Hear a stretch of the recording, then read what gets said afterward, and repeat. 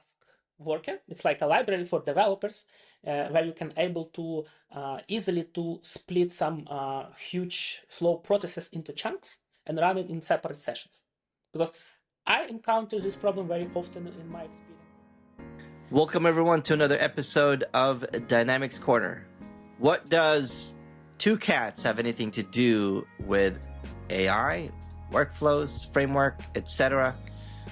We're about to find out. I'm your co-host, Kris. And this is Brad. This episode is recorded on April 10th, 2026. Kris. Two cats in AL development. That's an interesting concept.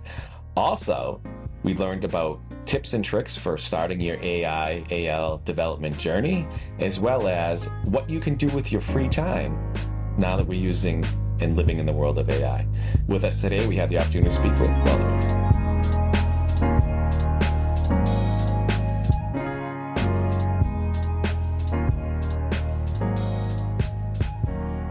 Hey, good afternoon, Hello, good morning. Hello, Good evening. Brad. How are you doing? Oh. Good morning for you, good evening for you, Kris. Yes, as I understand, you have evening it's right now? morning for me. It's 8 o'clock in the morning right now. Oh, it's your also morning. Yeah. I see. It's Yes. It's 6 p.m. for me, so it's for me it's evening. Oh, dinner time. Your day's over. It's good. I like Yes. the cats that you have joining you as well. It's not planned. Immediately when I join join our session, they just decide to be here. I think they It's would like. good. They wanted to join with you. What are their names? So white cat is he is Hades.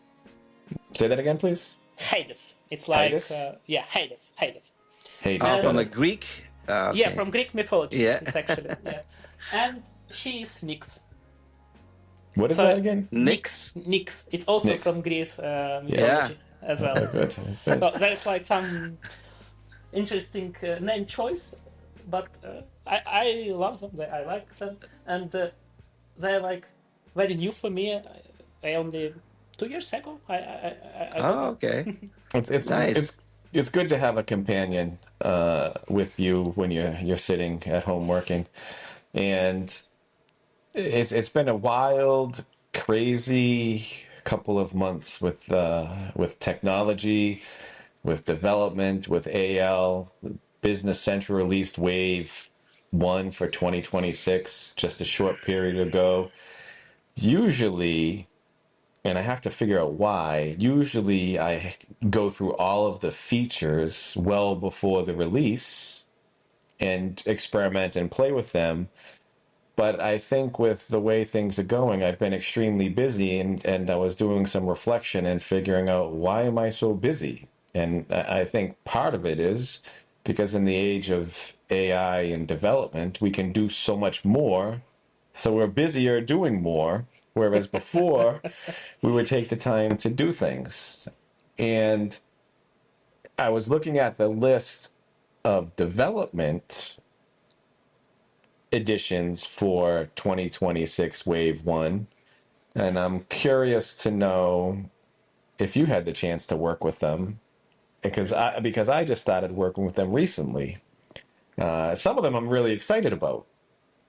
And I actually take short look on it. I also was not able to handle it fully, and it's like it was a lot of new changes regarding agents. If you notice, like now you can build some agents in your sandboxes environments, and after that you can export it and use it in code. In theory, it's just a perfect idea. I like it. There's many different changes regarding how you can use unified interfaces to work with AI inside Business Central, like those specific code units interfaces. And I even use it. I try to use them. Some of my part of experience was great. Some of it's not great. Like there's some limitations, like you cannot pass files and work with them efficiently. Like it's still in the stage where it's evolving, and there's some challenges which we are right now trying to solve, and Microsoft trying to solve. So Yeah, Yeah.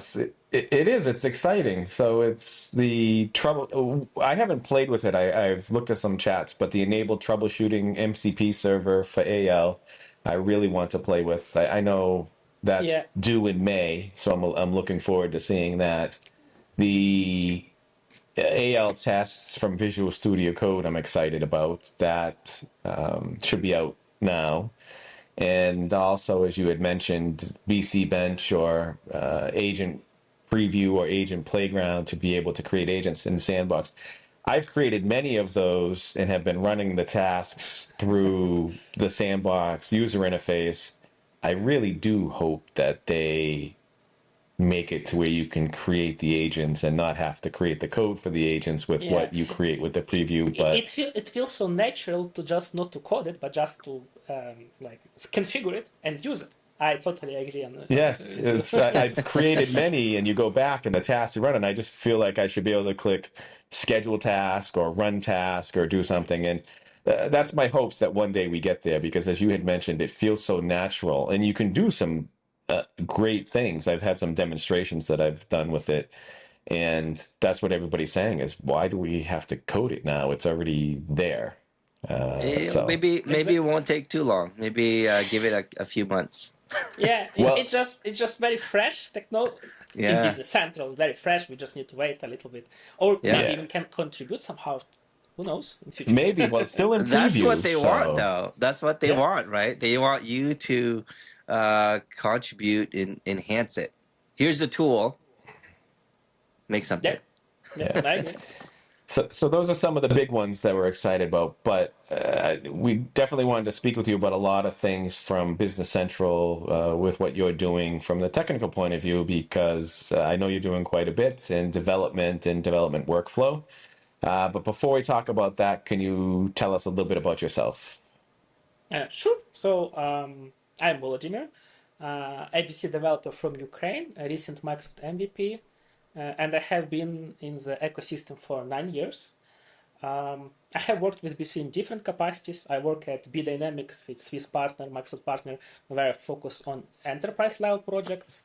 Additionally, I run company Volodymyr LLC, where I do freelance work for small, medium-sized clients and publish my own app source extensions. I spent also a good chunk of my time contributing on open source and writing technical blog at vldbc.com. What I really focus on is more developer tooling, building things that makes everyday life easier for BC developers, partners, their customers. My open source product data editor tool, for example, has over 160 stars on GitHub and almost 1,000 installs on App Source, and uncounted number of installs on PT. I don't know, I didn't count it. And I enjoy Business Central. I do all of this because I believe in BC as product and its community. I think open source helps everyone grow, and I love sharing what I learn, whether that's thoughts on my blog, at events, or just in conversations like this one. That's great. So Nice. you have the open source project that, as you mentioned, has a number of stars and a lot of installs. And I'd like to talk about open source projects, but some of these tools that you've created for development, how are they impacting the development workflow and the benefits to users of the tool when their development process? Great question.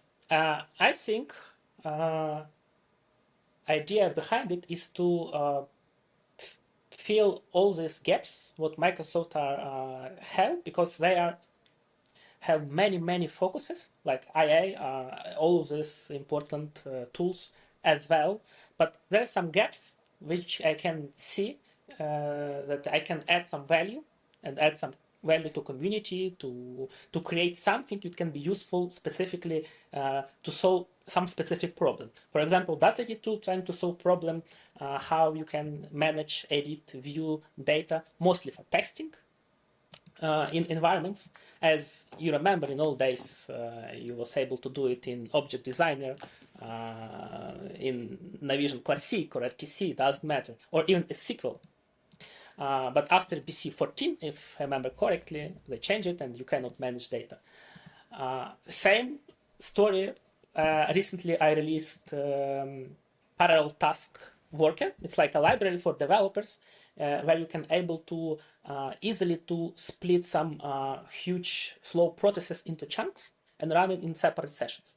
Because I encounter this problem very often in my experience that some huge processes which you cannot make it faster. It's like impossible. There is no room for that. So I think idea behind it to find some problem and trying to solve it. And if you don't see any solutions in internet and community, then it's even best or greater idea to put some effort on it and to make life for developers and partners easier. That's what I think about it. No, it's important to see those tools. And you had mentioned, I know with Business Central, you can now, and you have been for many years, able to make contributions to the application to enhance the features and the functionality of the application. And then also, as you had mentioned, many individuals are making open source contributions to help with PTEs or for the application, or even some development tools. I know a lot of individuals are adding development tools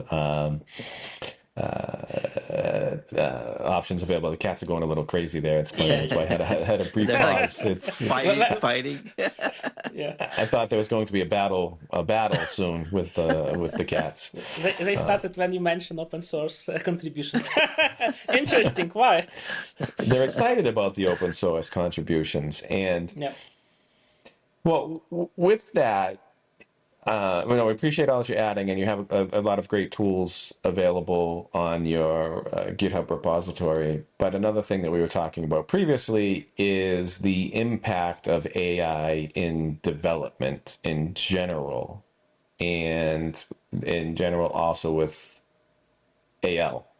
So you've been working with development for 9 years, so you've come into the tail end, I believe, of the old way, as everybody talks about with Cal, transitioned into AL, working with AL.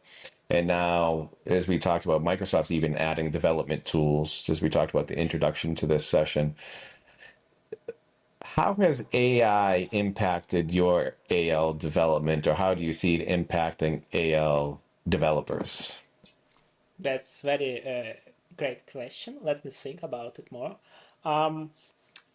First of all, I would like to admit you mentioned very correctly there is not only open source projects which you maintain by your own, there's also contributions to direct contributions to Business Central itself. You can contribute as open source contribution to system application, to base application also as well. And I would like to highlight it to all developers who listen it or maybe will listen it.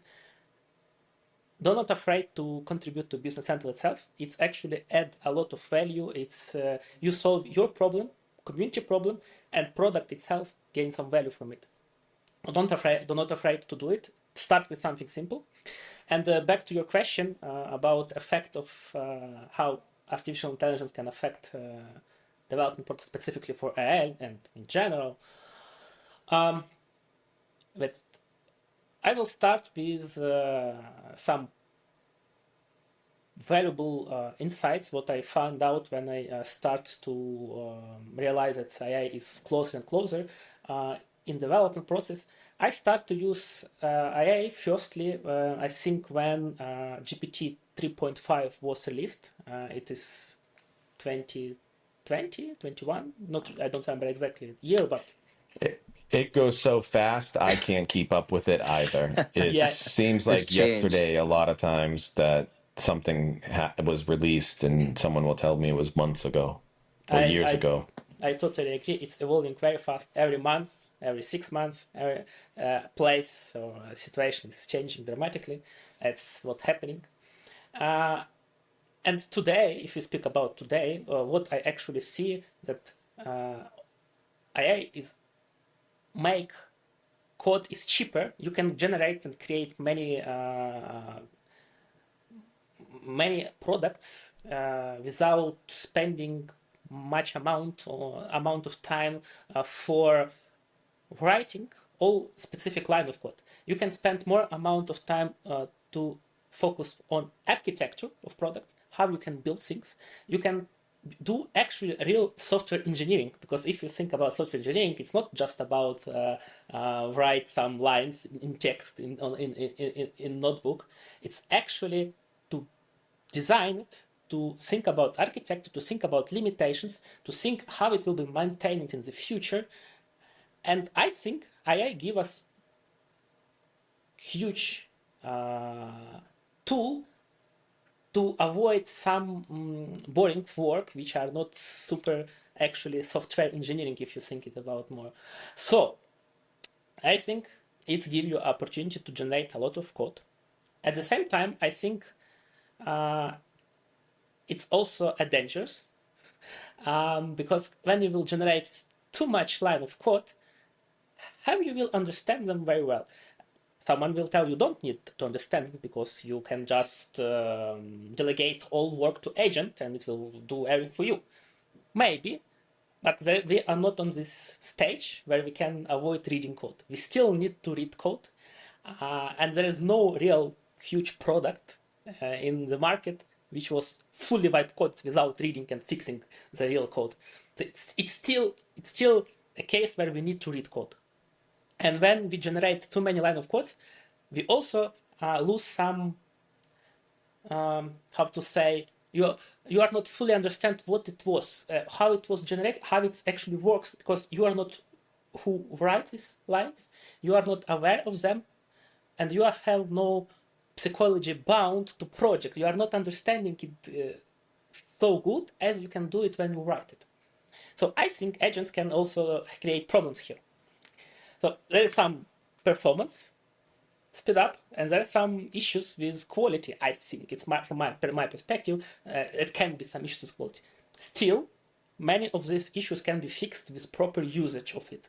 Like you can you can use some strict linters to avoid some standard problems. You can improve what tools you use inside your agent. For example, you can improve system, how you work with Claude or agent MD file, how you try, like everything, how you can handle and increase quality of code. It's actually give you a lot of opportunities. And MCPs, as Business Central MCP, is a good example, as you mentioned before, Business Central MCP, which is a great tool where you would like to manipulate data inside Business Central through your agent, as example. And because of it, you can simplify processes. There is many points. Testing. You can generate tests for AI, and before, and I'm not sure if you're aware. I think you're aware, but before, if customer asks you to write some or to build some project, and if you will try to mention tests and you will say some numbers, they will mostly say no, because customers don't see value in tests, direct value. There's value, of course, but they don't see it as direct value. But now with AI, you can generate tests very easily, and not just you can, but I think you have to generate tests. I think tests is now standard for AI. We all need to generate tests. We all need to understand a little bit how it works, but mostly we can delegate this. And I like the idea that I listened or heard on LinkedIn from Tiny or from Veco, that TDD is great choice for L. Like we can start from tests to be sure the tests are correct, and only after that go to develop something. You hit on a number of key points in that whole conversation.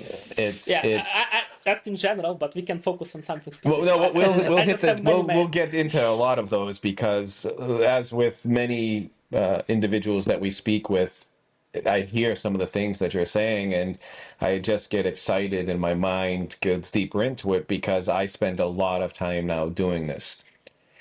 I have some questions for you, but I want to make some comments on. We can start with the tail going forward here or backwards.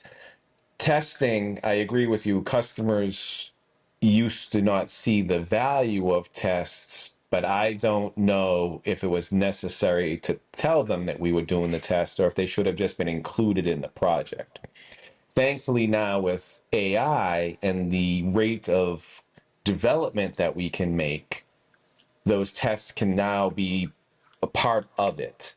It's interesting about tests. I did some experiments the other day with tests. TDD I've been a fan of for a long time because I found it also helps architect the code better, because now it forced you to modularize the code to have small tests in the process. And by doing it now, AI can help you do the tests and also plan the development for it from the tests. But an interesting thing, just had a conversation with someone this morning about creating tests, and now the same thing. Everybody's starting to say tests are required, and not only having tests, but proper tests, right? The tests need to fail properly.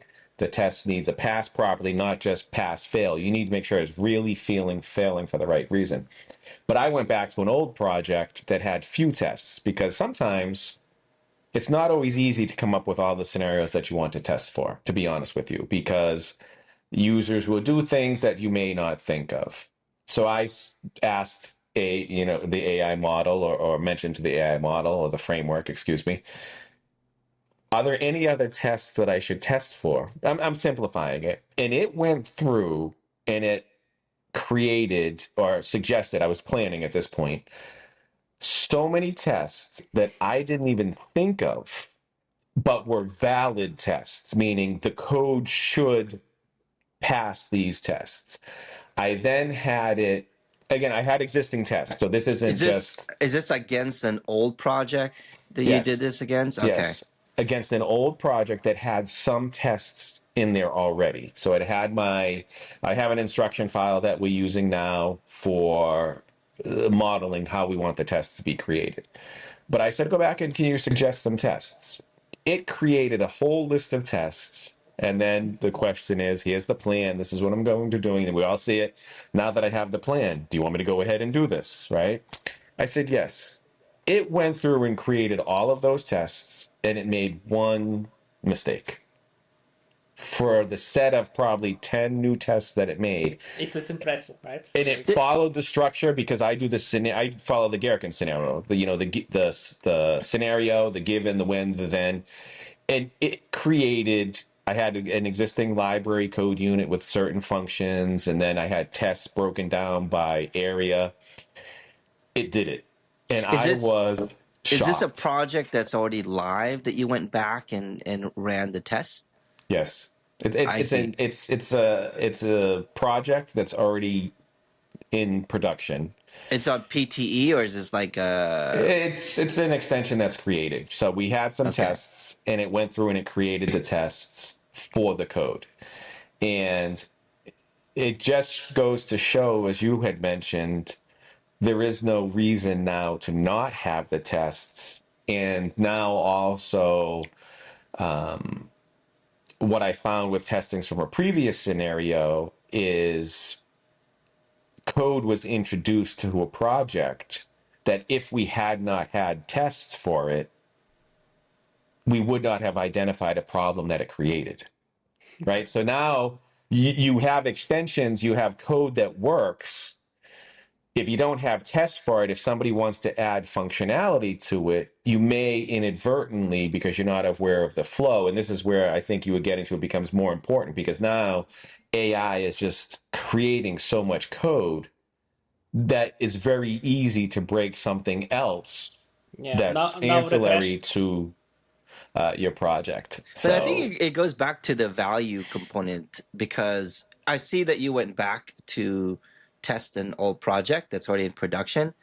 An end user or client would not see that as like a direct value. Obviously, it's a value to you as a developer, because now you're like saving this client from future headaches if someone was to extend it. But I think that's the missing component. It's like back in the day, whether you test it or not, you create test scenarios. The clients implied that you're already doing that. Like it's like you should be doing that, right? But there's different types of testing. You hit the point, and I think it's too much. To what I think. Yeah. I think testing's important. It's always been important. I think it's even more important now. not again, I'm not trivializing how important it was before. I've had years of sessions at conferences on creating tests, but I think I think saying I'm building an app and part of this is creating tests, part of it's creating the documentation, part of it's creating this, to a customer, it's hard to assess the value because they don't Yeah. know the value. Yep. The tests are going to save them in the future from mistakes. But to your point, Kris, I would assume that if you're going to deliver something to me, it should work. Why should I have to say test? So it's more of, here's what we're doing. This is what the cost will be. Is it of value to you? And I'm going to give you documentation, which AI can help create. The testing shouldn't even be. It's almost Yeah. like saying I'm coming over to your house, Kris, but I'm going to walk over there. Like, is it really even matter? It just matters that I'm going to get there. Per my Yeah. experience, customers sometimes try to have more details numbers. Like they try to understand why you have such numbers, why you have this amount of hours spending, and if you will say I spent some amount of hours to tests in the past without AI, they will be not so happy, you know. So No, I understand. I've lived it and I understand it, but it's almost a matter of somebody needs to test it somewhere, whether it's automated testing or or manual developer testing or user testing. No one should implement something production without. testing. Yeah, well, yes. My favorite type of testing is production testing, right? I've been on Yeah. many implementations where that was their model. They assumed that the developer developed the extension properly, and they just threw it in, and then they get mad when nobody tested it, and it's interesting. So I mean, so the testing is extremely helpful, and I think now it's even more important. But there is an offset because of the speed at which we can create code. We now can include more, such as testing, extension documentation, and those infamous guides that nobody used to write. Yeah, and I think together with it, it actually means you are not losing quality or almost not losing quality because on top of fast generation manual line of code, you have tests, you have documentations, which you don't have before in the past without artificial intelligence. So actually, I think quality may be even better a little bit if you have processes in correct way configured. You have CI/CD, you follow all best practice with IA, with working with IA. It actually can even increase quality. Yes. Absolutely. So another thing you went back to talking about was the amount of code that we can create with AI. And testing, just to come back a loop up on testing, testing is not just extensions that partners may deliver or contractors may deliver. If you're a developer for a customer, some implementations have their own internal team that can create extensions.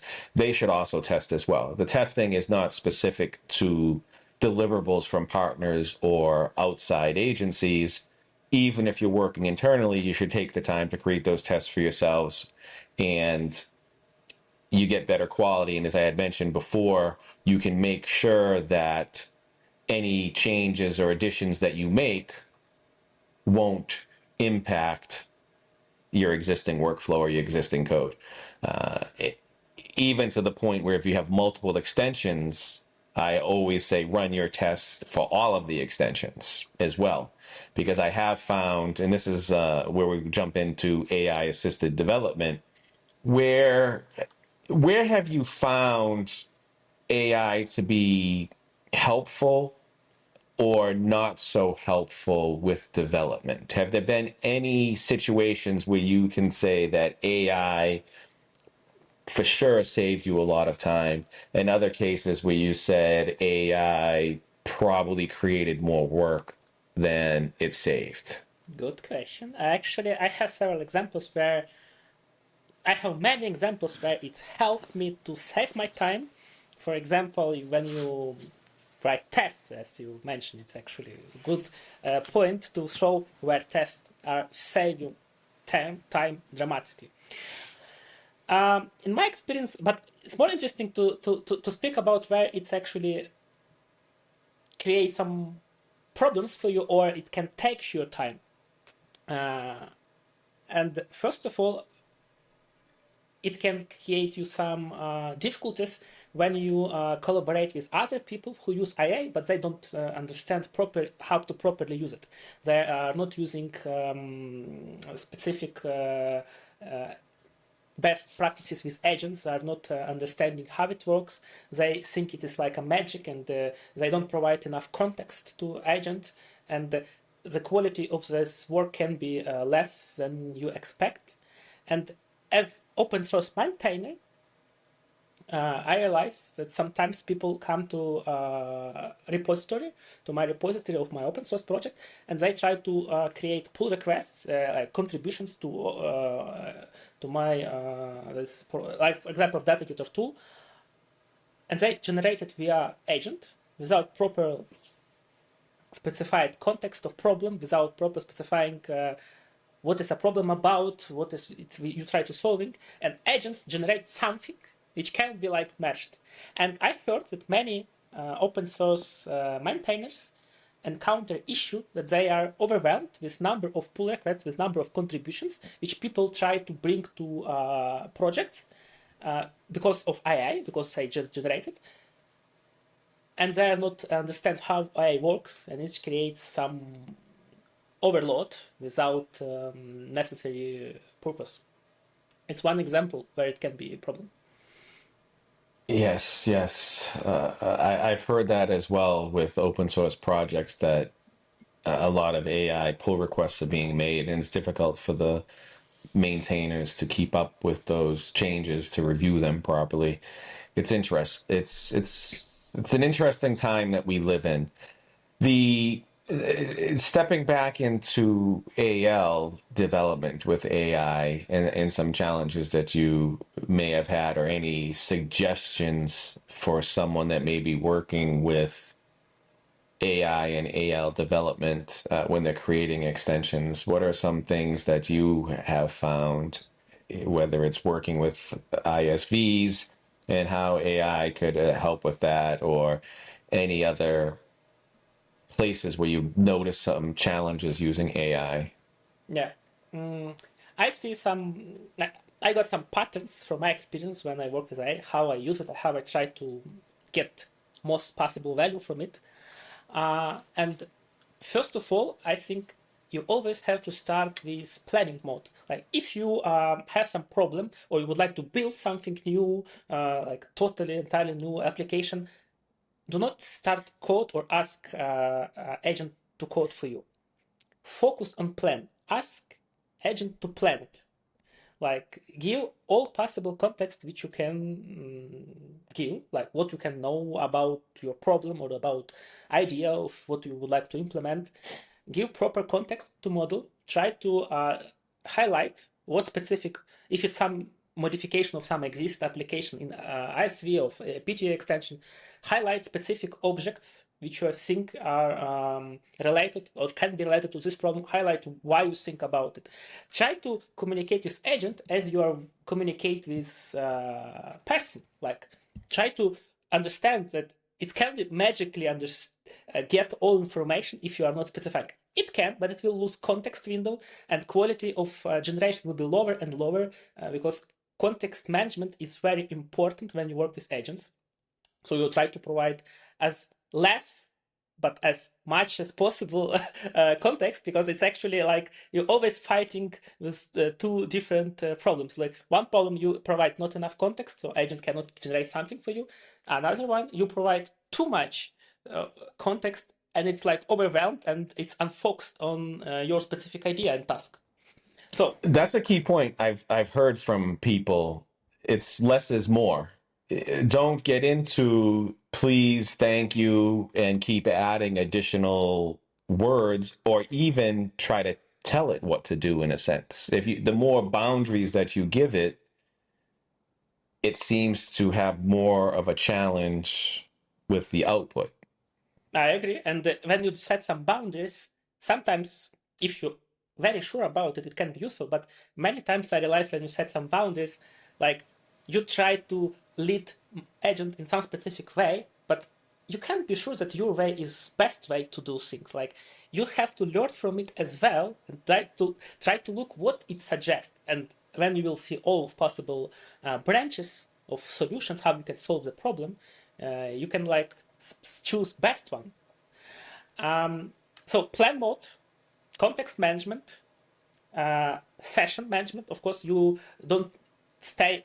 I saw this mistake very often in the past that people speak with agents in one session. They are not pay attention on context window, and agent just overwhelmed with all different specific tasks which people try to manage in one session, and it's great problem. Start new sessions, try to manage it. What else? Also, it's important to choose right tool. There is many benchmarks in internet which they specified like we are best agent or we are best model for specific agent. It's hard to predict what is better for AI development on those benches because they are mostly based on C#, Python, on other languages. But recently, Microsoft released a BC bench for agents, and they it was, as I remember, they only count 2 agents, Claude Code and maybe Codex. Not sure about Codex. And it's one point when you can look on it. Try to find AL benches to understand it. But actually, what I will give one small advice to everyone who is interested in it: try to use it by yourself. Try to use different tools, because if it's something good for one person, it can be not good for you. You have to choose. You have to try, and you have to spend time on it, and it will give a lot of value later when you will realize what tool is better. Because there's like Cursor, Codex, Claude Code, Copilot, all different tools what we have. But my honest answer, try it and you will see the difference. Try to compare it by yourself, by your internal tickets. I even have some small internal tasks, and I try to evaluate those tasks every 3 months or something like that, 3 months, on all popular agents or clients which I can use. And I can see situation is changing. Like 6 months ago, Codex was better. 6 months ago, Copilot was better, and so on and so on. It's constantly changing situation. I prefer Claude Code. I even wrote about it several times. But I'm not sure if it will be forever. Like maybe tomorrow it will be better something from Google. Who knows? Like. Yeah. So one of the things as you're going through your development workflow with AL development is not all models or frameworks work the same. And what may be good for one person for one task may yield different results for somebody with a different task. Yeah, and also as it well. depends on how you communicate with model. Every person has a unique style of communication, right?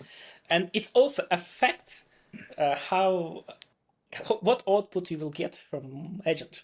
From model. It's a challenge to keep I have up a question with it for the all. both of you. So how does that work when you have when you're working on a project together and you have maybe 3 of you working on a solution, and then they may have someone that's a third party, outsource, whatever, that a client hires. Do you all use different framework? And how do you maintain that? Like, how does that work? What's the workflow for that? From my perspective, I have such experience very often that people use different tools and agents. They one developer use Codex, one developer use Copilot, one developer use Copilot inside Visual Studio Code, one is using Copilot as command line, right? Technically, it's not so important that people use different tools because the main thing is to get best output from it. I think like even if you are using tool, different tool, but it gives you good output, it doesn't matter what tool created. But how you communicate with different agents and your experience, it can affect quality of work what is will be as output from agent.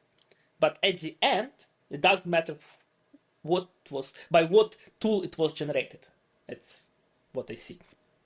Yeah, I agree with you. It's a good question, Kris, because it's not to confuse the tool that somebody's using to create something. It's what they create is the important thing. And as Volodymyr had mentioned, it's the output of the quality. What becomes important in those situations is not the focus of which AI tool they used or which IDE they used.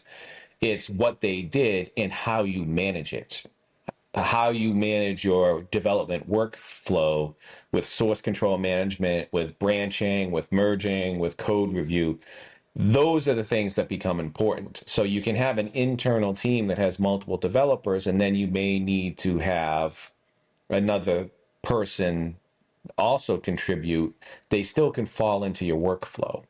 What they use to create it's not important. So even if you are a customer of or a user of Business Central, excuse me, and you're managing your own source code and your own repository and workflow, you can bring in others and have them fall into your workflow. You just need to have the discipline of how to manage the different branches.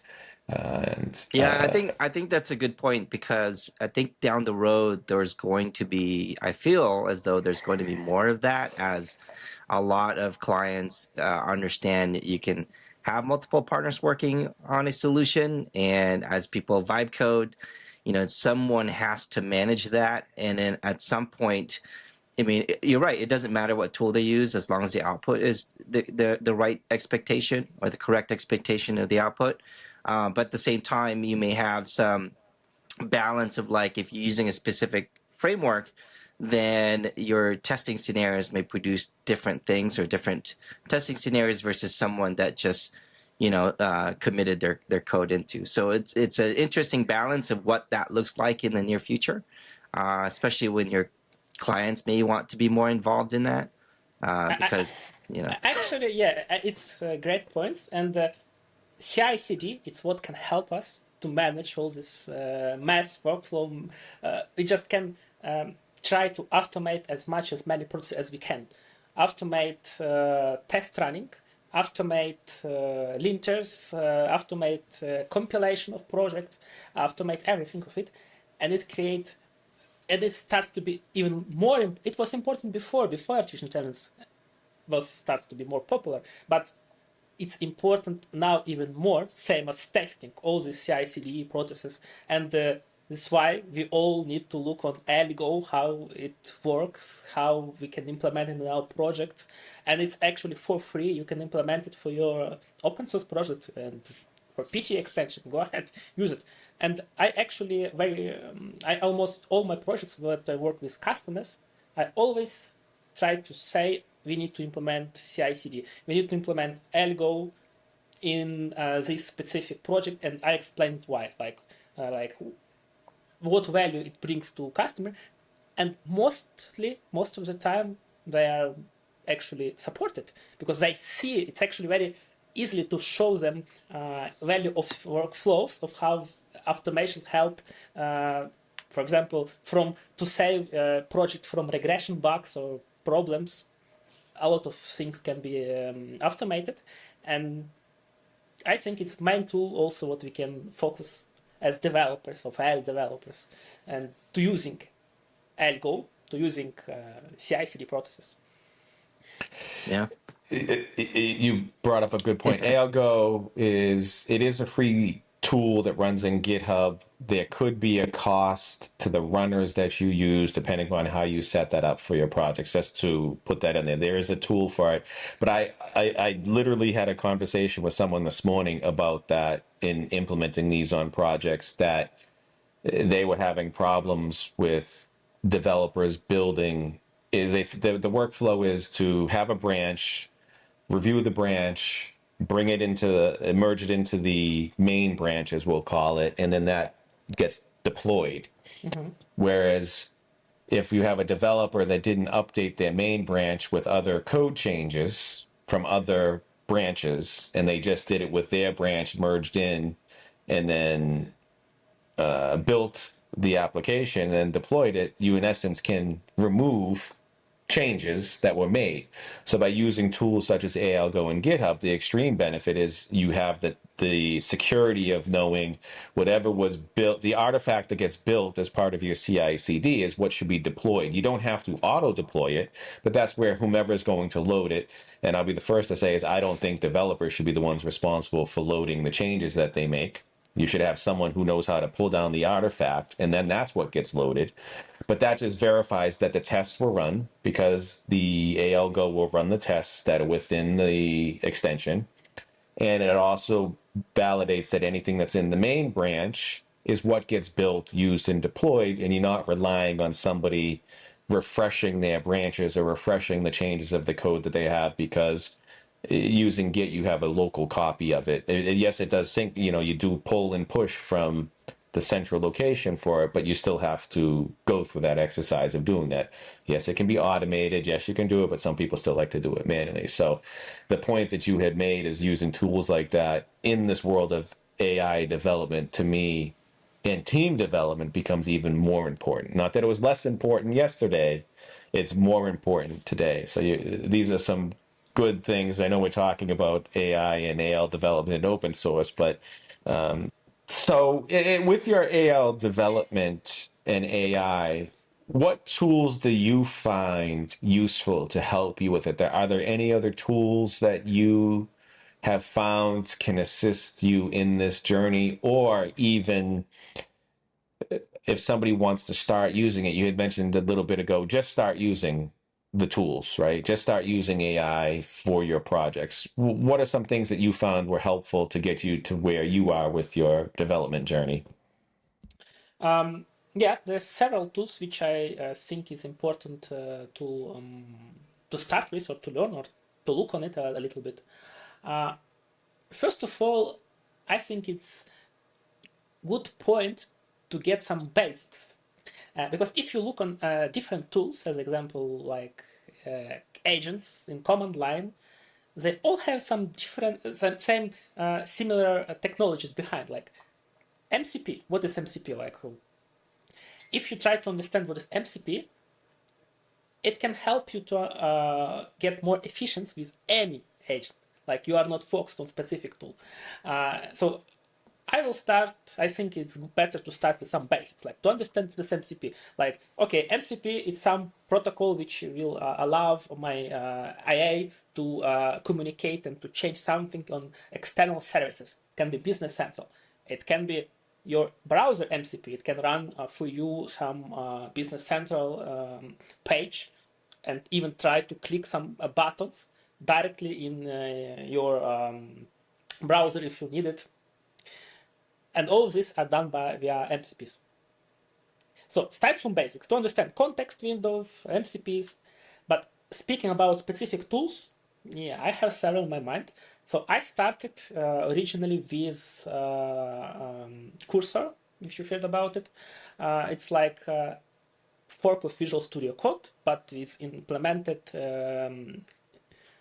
models of AI. But it was like in the beginning of my journey, and I realized that now you are not needed Cursor because everything works inside Visual Studio Code. Naturally, you can have several different models. So now I think it's good to start from Visual Studio Code. It's our daily IDE where we as AI developers works every day. So it may be a good starting point to use Copilot inside Visual Studio Code to select some models. You can select different models. You can select Anthropic models. You can try OpenAI models. Try to mix it. Try to start with IDE. I think IDE is good starting point. Next, what I think is worth to try after you focused on some Visual Studio Code, I think it's next is will be useful is command line agents. They are independent from IDE. You can run them inside your terminal. And there's some value behind it. First of all, you can run it everywhere. next, they are working with file system differently than IDE works. It works, per my experience, more efficiently with all these commands which you can execute inside your terminal, like bash command, PowerShell command. It's very easy to automate, and you as developer can easily handle it. So try some command line agents, and there are several popular agents on the market or in general. There is like Copilot agent as well. There is Codex from OpenAI, and there is Claude Code from Anthropic. I try to use them and try to mix a little bit to understand what tool is better now to what is better now, because it's changing dramatically, as I mentioned. So try with Visual Studio Code IDE agent inside it.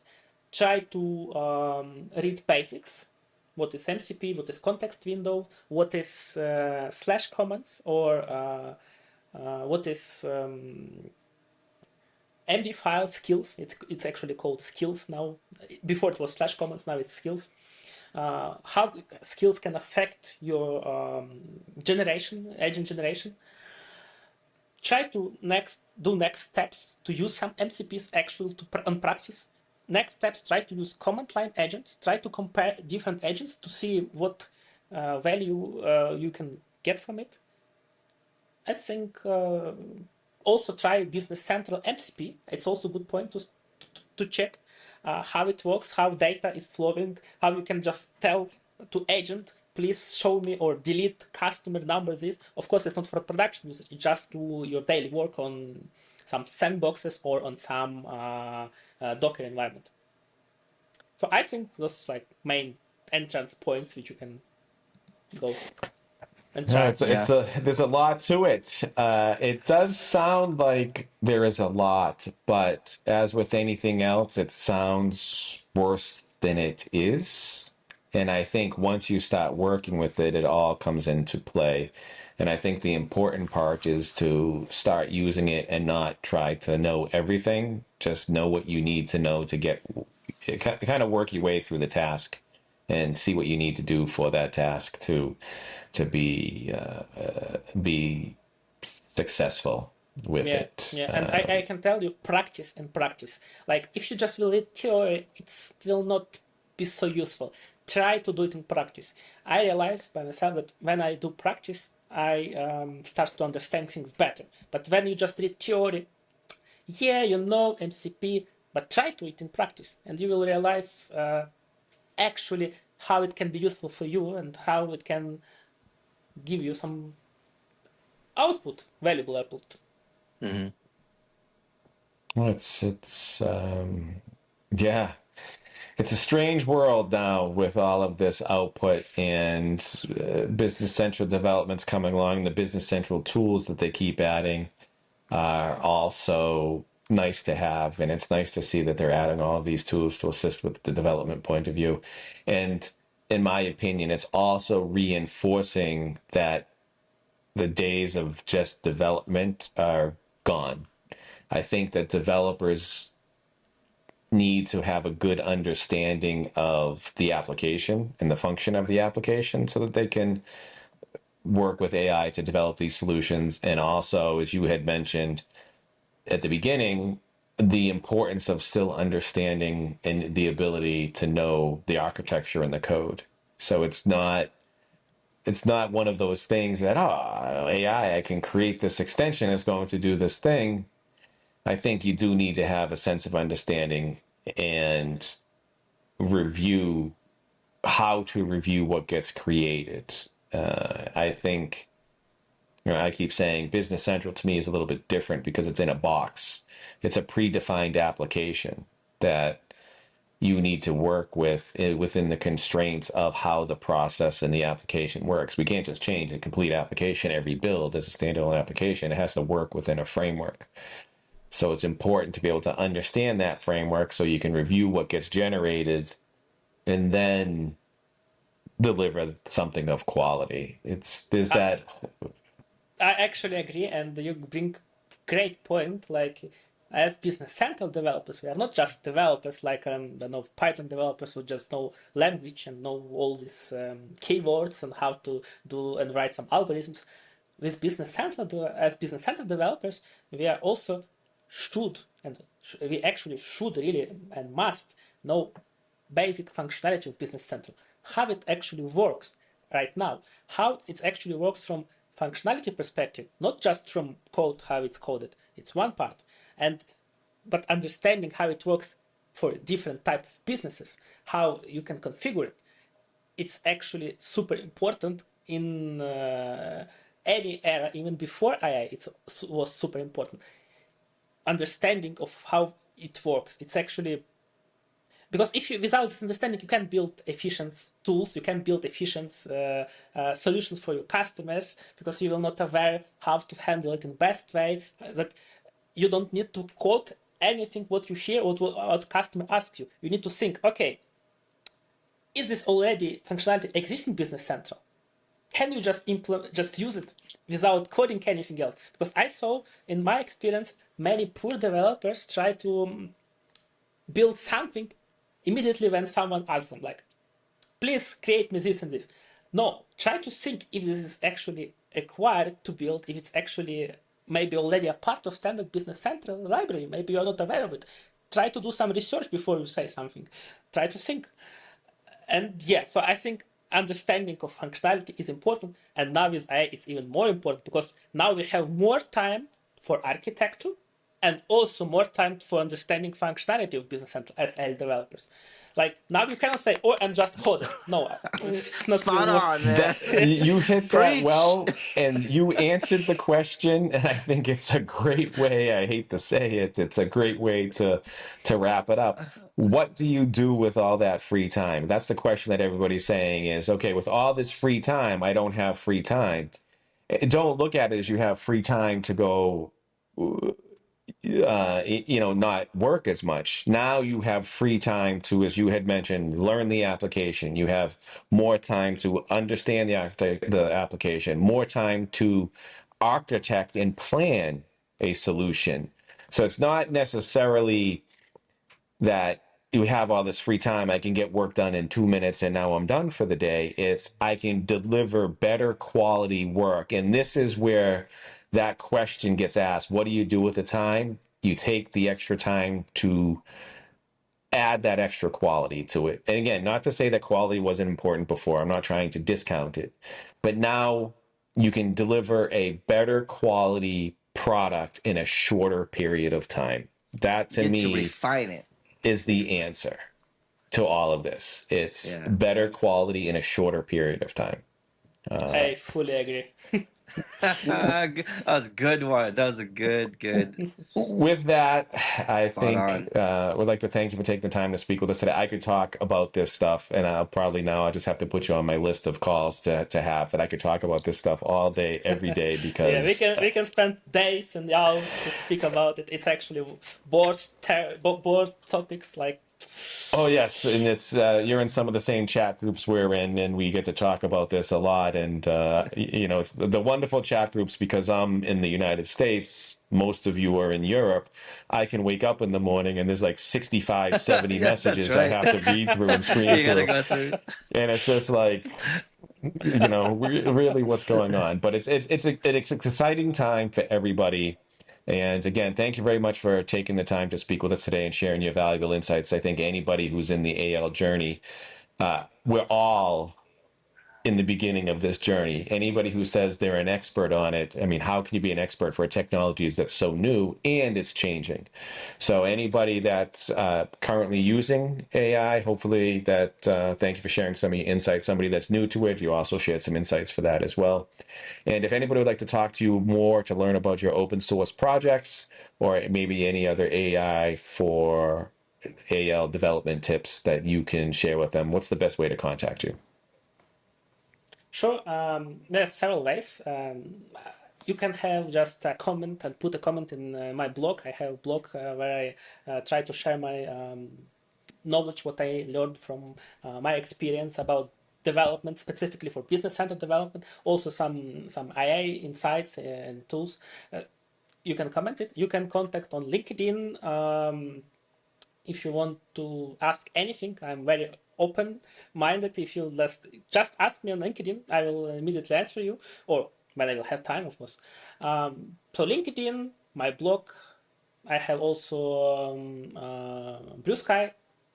Anything of it will be okay to contact me. Oh, great, thank you. Yeah, And we'll great. have your contact information with the show as well. Again, thank you for taking the time to speak with us. Look forward to speaking with you again soon. Enjoy the rest of your day and have a great weekend. Talk to you soon. Ciao, ciao. Take Bye-bye. care. Bye. Thank you, Kris, for your time for another episode of In the Dynamics Corner Chair. And thank you to our guests for participating. Thank you, Brad, for your time. It is a wonderful episode of Dynamics Corner Chair. I would also like to thank our guests for joining us. Thank you for all of our listeners tuning in as well. You can find Brad at developerlife.com. That is DVLPRLIFE.com. And you can interact with them via Twitter, DVLPRLIFE. You can also find me at matalino.io, MATALINO.io. And my Twitter handle is Matalino16. And you can see those links down below in the show notes. Again, thank you, everyone. Thank you, and take care.